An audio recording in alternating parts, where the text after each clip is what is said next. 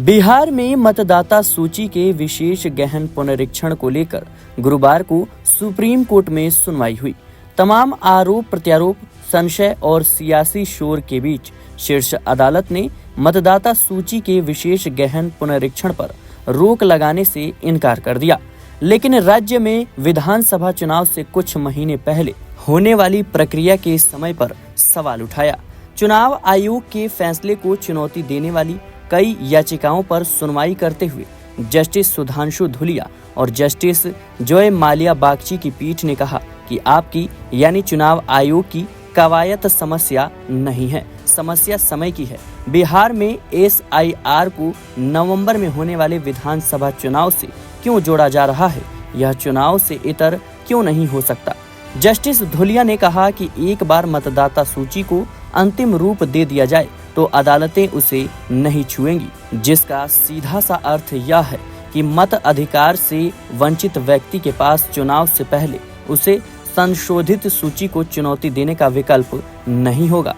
हालांकि शीर्ष अदालत ने कहा कि मतदाता सूची को गहन प्रक्रिया के माध्यम से सही करने में कुछ भी गलत नहीं है, ताकि यह सुनिश्चित किया जा सके कि गैर नागरिकों का नाम मतदाता सूची में न रह जाए।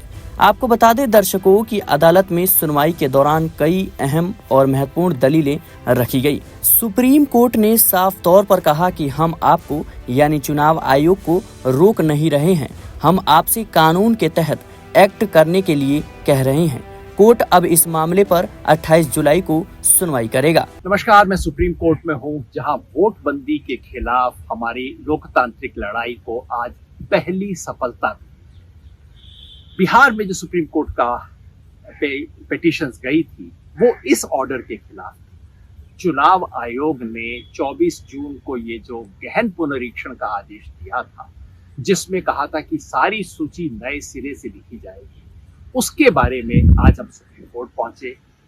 एसोसिएशन फॉर डेमोक्रेटिक रिफॉर्म और PUCL जैसी नागरिक संस्थाएं पहुंची, मुझ जैसे नागरिक भी पहुंचे और तमाम पॉलिटिकल पार्टियां पहुंची, इस उम्मीद में कि हमें उन सवालों का जवाब मिलेगा जो पिछले 3 हफ्ते से हम पूछ रहे हैं और चुनाव आयोग दे नहीं रहा है। चुनाव आयोग की तरफ से बीजेपी वाले बोल रहे हैं, और दूसरा कि इस प्रक्रिया पर किसी तरह की नकेल लगे, और दोनों ही चीजों में आज हमें सफलता प्राप्त हुई।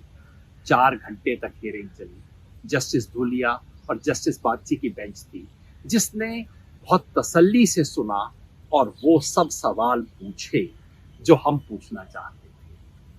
बेंच ने पूछा, यानी कि जज साहिबान ने पूछा बाद में, कि आप अगर इतनी बड़ी एक्सरसाइज कर रहे हो तो ये बताइए, इसको बिहार चुनाव से जोड़ने की क्या जरूरत है, आप अलग से कर लीजिए। इतने महीनों के अंदर आप कैसे प्रक्रिया को पूरा कर पाएंगे। जस्टिस बागची ने पूछा कि अगर एक भी वोटर रहता है तो आपको उसको पूरी सुनवाई करनी पड़ेगी, लाखों लोगों के साथ आप कैसे कर पाएंगे ये। जजेस ने सवाल भी बार बार पूछा चुनाव आयोग से कि भाई, जब आधार कार्ड आप खुद मान्य करते हो, आपके अपने नियमों में आधार कार्ड का जिक्र है, तो आप आधार कार्ड को अब अमान्य कैसे कर सकते हो। ये एपिक कार्ड तो आपने खुद दिया हुआ है, और राशन कार्ड भी लोगों के पास है, इन सबको आप अमान्य कैसे कर सकते हो। जजेस ने ये पूछा कि सिटीजनशिप तय करना आपका कब से काम हो गया। जस्टिस धुलिया ने साफ कहा कि देखिए, अगर इस पे आप जाएंगे तो बहुत दिक्कत हो जाएगी। नागरिकता तय करना चुनाव आयोग का काम नहीं है, ये सरकार का काम है। जजेस ने पुराने केस का हवाला भी दिया, जिसके अंदर सुप्रीम कोर्ट ने स्पष्ट कहा था कि अगर ये सब कुछ तय करना है, एक तो ये चुनाव आयोग का काम नहीं है, और अगर ये होना है तो इसे बहुत विस्तृत प्रक्रिया से गुजरना होगा। तो ये तो सारा डिस्कशन था। ऑर्डर में 3 बड़ी बात हो। पहला, सुप्रीम कोर्ट का ऑर्डर, ये पहला ऑर्डर है। पहले ऑर्डर में हमेशा सब चीजों पे फैसला नहीं होता। जस्टिस धुलिया ने स्पष्ट किया कि देखिए, आज हम अंतिम फैसला इस पे नहीं देंगे, इसकी उम्मीद भी नहीं, और किसी ने ये कहा भी नहीं था कि बीच रास्ते में SIR की एक्सरसाइज को आज रोक दिया जाए। वो स्टे की हमने मांग ही नहीं की। पहली बात, ऑर्डर में कहा गया है ये लोकतंत्र का सबसे बड़ा सवाल है।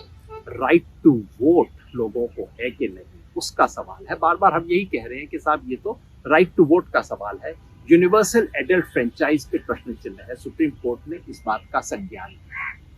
दूसरी बात, सुप्रीम कोर्ट ने फैसला किया कि अगला कदम उठाने से पहले उन्हें सुप्रीम कोर्ट के पास वापस आना पड़ेगा।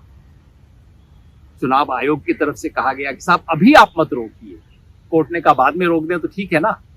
मतलब कोर्ट की एक जो डायरेक्शन है वो स्पष्ट है कि अगला कदम यानी कि 1 अगस्त को जो electoral roll, draft electoral roll publish करने हैं, उससे पहले चुनाव आयोग को सुप्रीम कोर्ट आना पड़ेगा।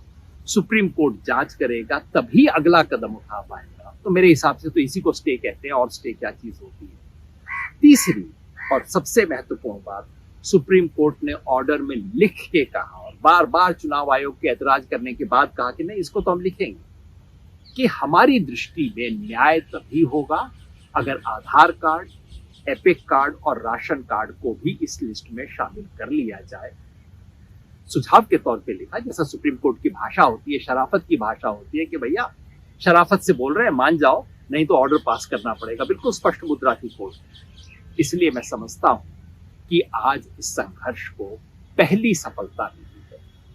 अभी ये गहन पुनरीक्षण की प्रक्रिया और वोट बंदी की प्रक्रिया रुकी नहीं है, अपेक्षा भी नहीं थी। कोर्ट थोड़ी रोकेगा उसको, बीच रास्ते में कभी नहीं रोका जाता, लेकिन उस पर नकेल कस दी गई है। अब जो होगा सुप्रीम कोर्ट की निगाह के अंदर होगा, और हमें विश्वास करना चाहिए कि इससे वोट बंदी पर, लोगों का वोट का अधिकार छीनने पर अब ब्रेक लगेगी। लेकिन जो हमें आपको काम करना है वो जारी रखना होगा। सड़क पर सच्चाई को लाने की कोशिश हमें जारी रखनी होगी। चुनाव आयोग कहता है कि हमने तो 99% बिहार के लोगों में घर जाके एन्यूमरेशन फॉर्म दे दिए हैं। तो ये वीडियो सुनने के बाद आप बिहार में अपना जो भी रिश्तेदार है, 5 रिश्तेदारों के घर फोन कर लेना, पूछना उनके घर आ गया है नहीं। और अगर एक भी कहता है कि नहीं आया, इसका मतलब इलेक्शन कमीशन झूठ बोल रहा है। इलेक्शन कमीशन ये भी दावा कर रहा है कि 57% लोगों ने तो फॉर्म भर के भी दे दिया है। हमने सर्वे किया तो पता लगा 40% लोगों के घर में अभी फॉर्म पहुंचा ही है। कुछ गड़बड़ हो रही है, इस पे निगाह रखनी होगी, सच को सामने लाना होगा, सड़क की, संसद की और संविधान की लड़ाई को जोड़ना होगा। शुक्रिया। आपको बता दें दर्शकों कि याचिकाकर्ता की ओर से पेश वकील गोपाल शंकर नारायण ने कहा कि नियमों को दरकिनार कर ये विशेष पुनरीक्षण अभियान चलाया जा रहा है। ये भेदभावपूर्ण है, कानून से अलग हटकर इसे चलाया जा रहा है। आयोग कहता है कि 1 जनवरी 2003 के बाद मतदाता सूची में नाम लिखवाने वालों को अब दस्तावेज देने होंगे। यह भेदभावपूर्ण है। कोर्ट ने याचिकाकर्ताओं से कहा कि पहले ये साबित कीजिए कि चुनाव आयोग जो कर रहा है वह सही नहीं है। सुप्रीम कोर्ट ने चुनाव आयोग से आग्रह किया कि वह चल रहे अभियान के तहत मतदाता गणना के लिए आधार कार्ड, वोटर आईडी और राशन कार्ड को वैध दस्तावेजों के रूप में शामिल करने पर विचार करे। कोर्ट SIR के समय और तरीके को चुनौती देने वाली कई याचिकाओं पर विचार करने के लिए सहमत हो गया है। अब इस मामले की सुनवाई 28 जुलाई को होगी। चुनाव आयोग को अपना जवाब दाखिल करने के लिए 21 जुलाई तक का समय दिया गया है। Bureau report, media 24/7 Delhi.